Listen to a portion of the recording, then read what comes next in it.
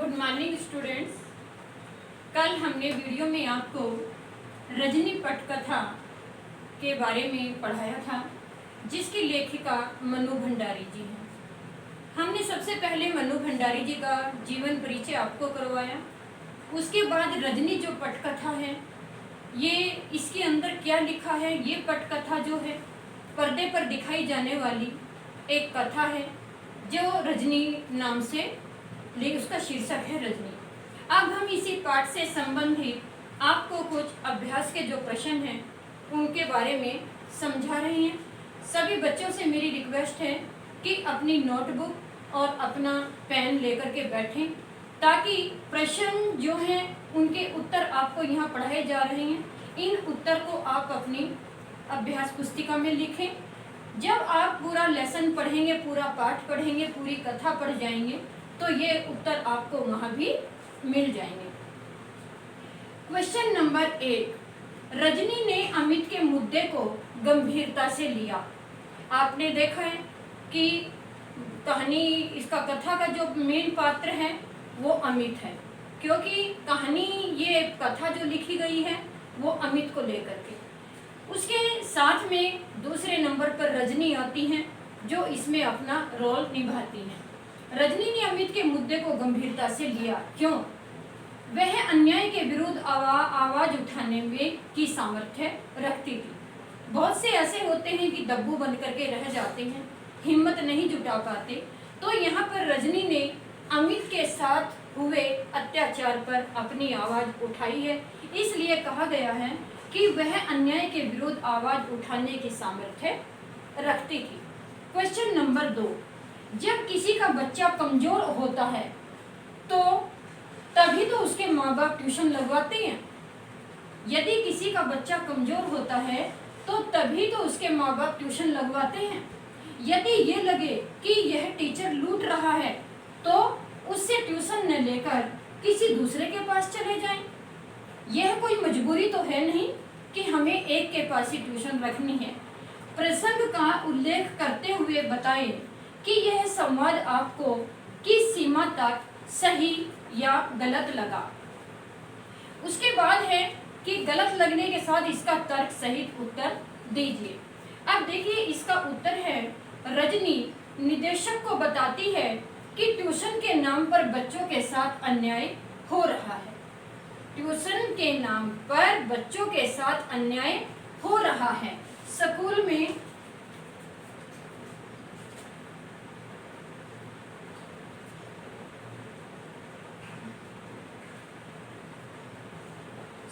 में अध्यापकों द्वारा बच्चों पर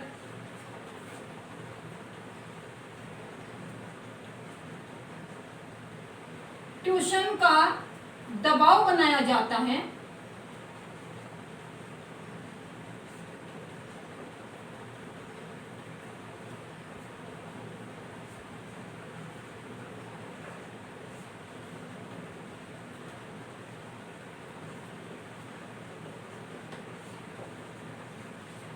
स्कूलों में ट्यूशन का दबाव बनाया जाता है और अध्यापकों ने ट्यूशन, यानी कि जो अध्यापक हैं उन्होंने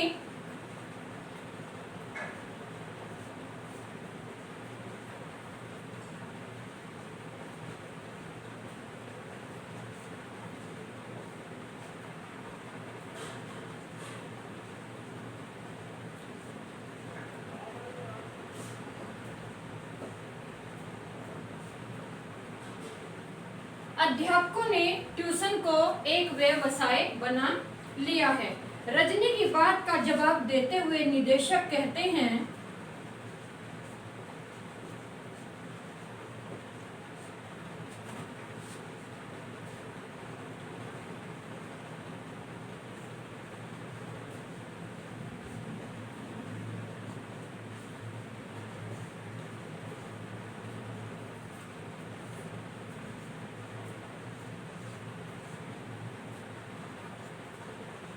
रजनी की बात का जवाब देते हुए निदेशक कहता है कि ट्यूशन व्यवसाय नहीं है।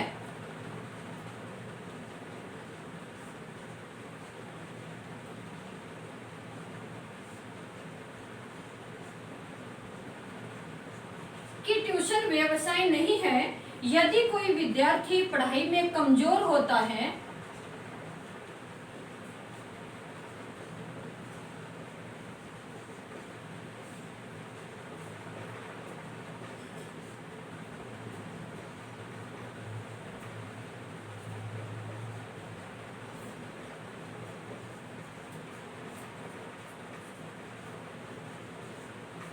यदि कोई विद्यार्थी पढ़ाई में कमजोर है तो तभी ट्यूशन लगाने का फायदा होता है।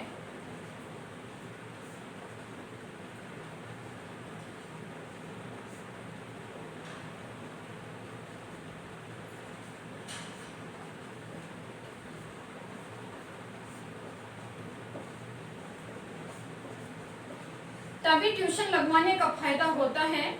वह और माता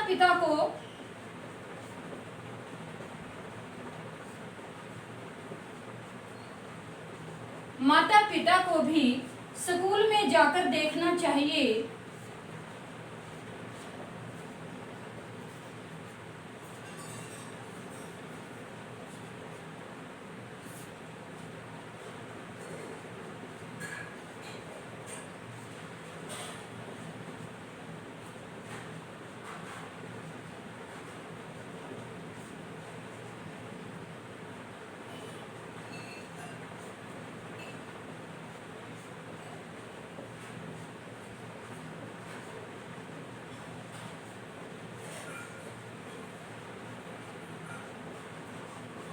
माता पिता को भी स्कूल में जाकर देखना चाहिए कि उनका बच्चा सही तरीके से पढ़ रहा है या नहीं।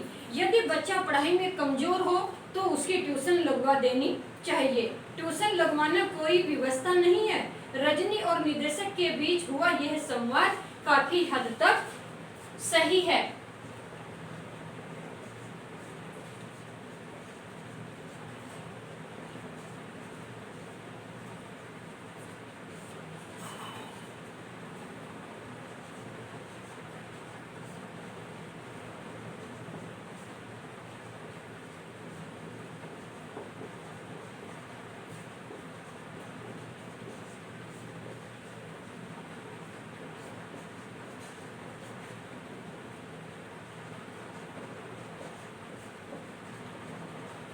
रजनी और निदेशक के बीच हुआ यह संवाद काफी हद तक सही है, लेकिन विद्यार्थी को ट्यूशन दिलवाना कोई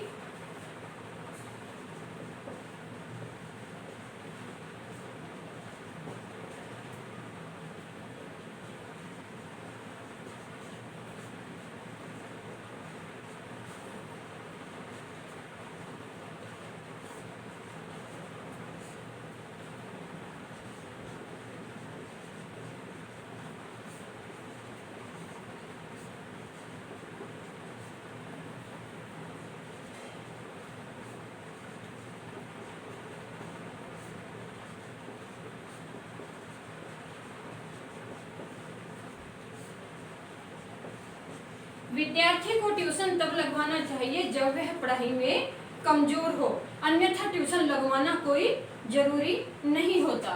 क्वेश्चन नंबर 1, क्वेश्चन नंबर 2। अब यहाँ क्वेश्चन नंबर 3 है, तो क्वेश्चन नंबर 3 के बारे में यहाँ है आपका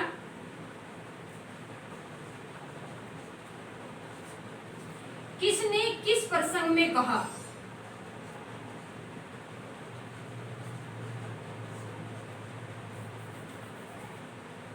तो एक और आंदोलन का मसला शुरू हो गया।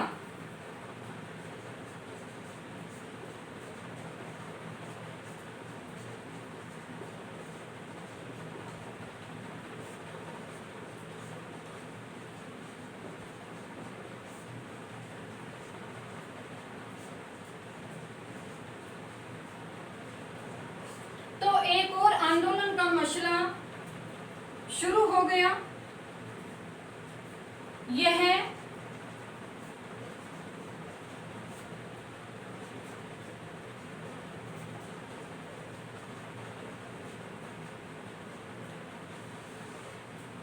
यह बात फुसफुसाकर कही गई।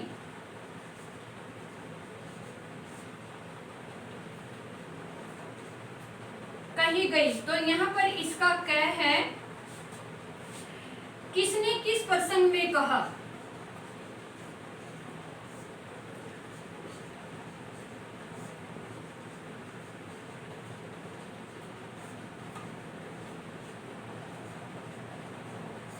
किसने किस प्रसंग में कहा। तो एक और आंदोलन का मसला शुरू हो गया या मिल गया, ऐसे भी कह सकते हैं हम, यानी कि मसाला मिल गया, एक और मसला मिल गया। यह बात फुसफुसाकर कही गई, यानी कि किसने किस प्रसंग में कही। इसका उत्तर है मीटिंग स्थल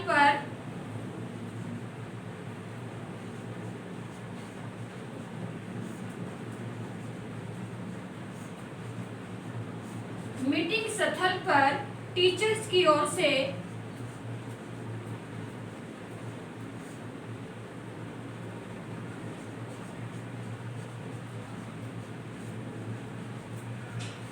मीटिंग स्थल पर टीचर की ओर से आकर रजनी को बताया गया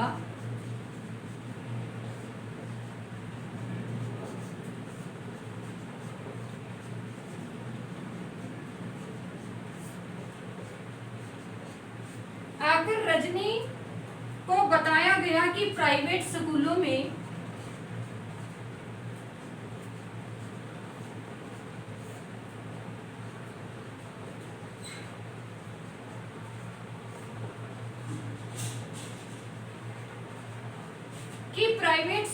में तो इतना कम वेतन मिलता है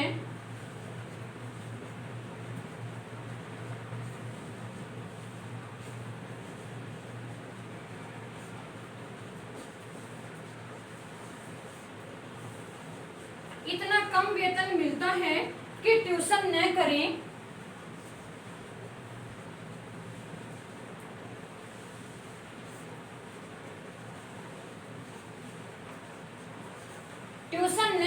तो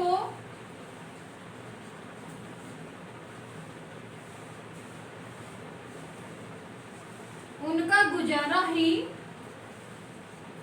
नहीं होता। यदि ट्यूशन न करें तो उनका गुजारा ही नहीं होता।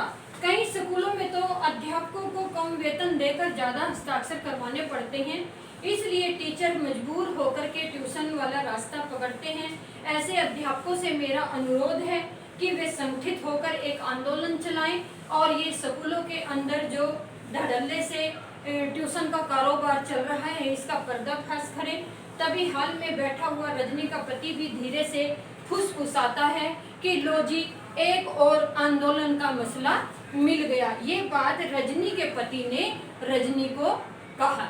अब उसके बाद दूसरा है, मैं इसको यहाँ से थोड़ा ऊपर से रब कर देती हूँ।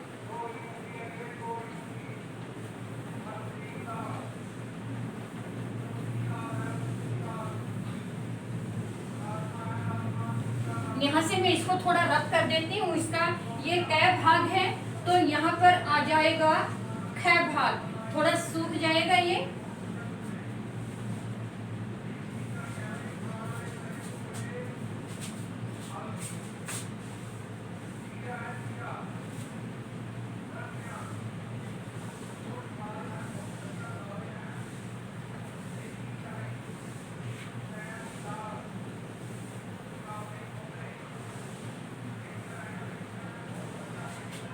इसका आता है यहाँ पर ख भाग।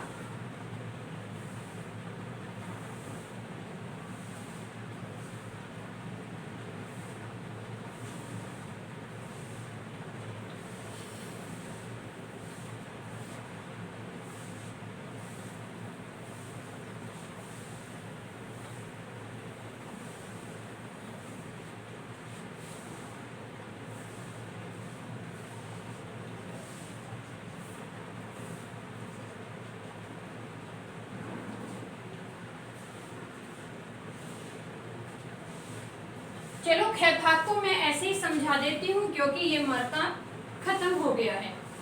यहाँ पर है, इससे कहने वाले किस मानसिकता का पता चलता है।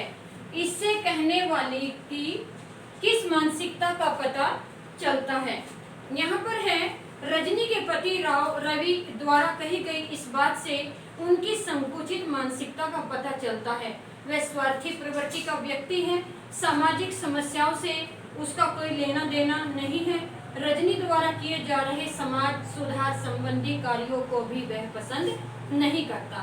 क्वेश्चन नंबर 4, रजनी धारावाहिक की इस कड़ी की मुख्य समस्या क्या है?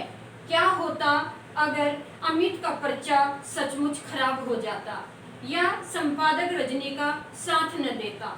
इसमें पहला भाग है, अमित का पर्चा यदि खराब होता तो क्या होता।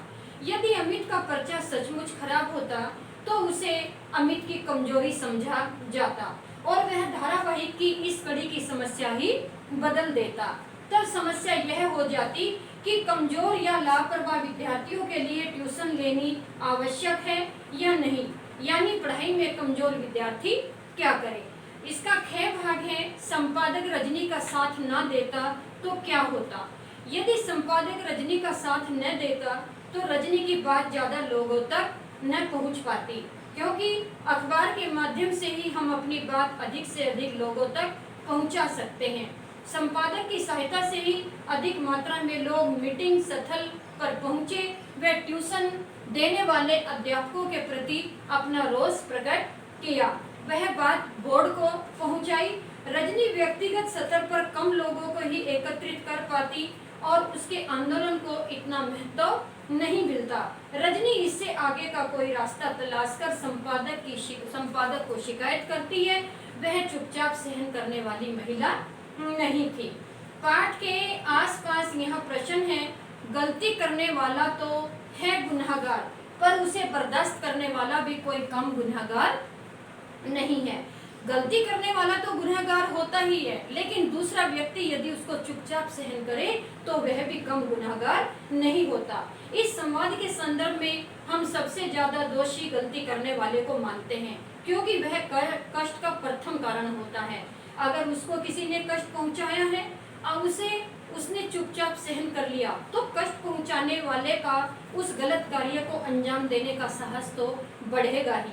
परिणाम स्वरूप कई अन्य लोगों को क्षति पहुंचाएगा और समाज में बुराइयां भी बढ़ती जाएंगी।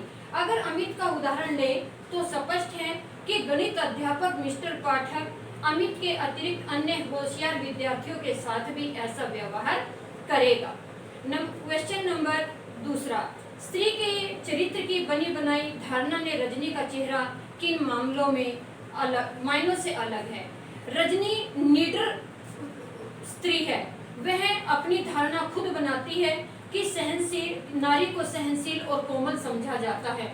वह अपना संकोच नहीं करती और बिना किसी डर के अपना पक्ष रखती है। संघर्षशील, रजनी संघर्ष के विरुद्ध, अन्याय के विरुद्ध अपनी सामर्थ्य रखती है।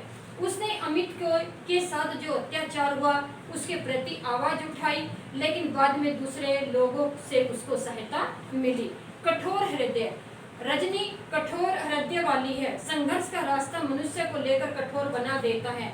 रजनी भी न्याय के लिए अपने कठोर हृदय का परिचय देती है। उसके बाद सहयोग की भावना, रजनी अमित के साथ हुए अन्याय के विरुद्ध में आवाज उठाती है। आवाज उठकर सिद्ध कर देती है कि वह एक सहयोगी प्रवृत्ति की है, क्योंकि उसने अमित का सहयोग किया है। मिलनसार, रजनी अपने पड़ोसियों से मेल जोल बनाए हुए है। इससे स्पष्ट होता है कि वह अंतर्मुखी उसकी प्रतिभा की धनी है। प्रवृत्ति की न वह दब्बू प्रवृत्ति की न होकर बहिर्मुखी प्रवृत्ति की नारी है। रजनी अपने उच्च विचारों और अदम्य साहस के कारण भी जानी जाती हैं। क्वेश्चन नंबर 3, पाठ के अंत में मीटिंग के स्थान का विवरण जो है वो किस प्रकार का है। इसी दृश्य को यदि फिल्माया जाए तो निम्नलिखित निर्देश हो सकते हैं। मीटिंग स्थल के बाहर बढ़िया बैनर लगवाया जाए। मीटिंग स्थल पर अत्यधिक लोगों को एकत्रित करने के लिए बहुत से लोगों का इंतजाम किया जाना चाहिए। सभी लोगों को दिशा निर्देश देने चाहिए। प्रसन्नता और जोश दिखाने का उनके अंदर भाव भरा जाए। विरोध और विद्रोह प्रदर्शित करने के लिए लोगों का उसी पर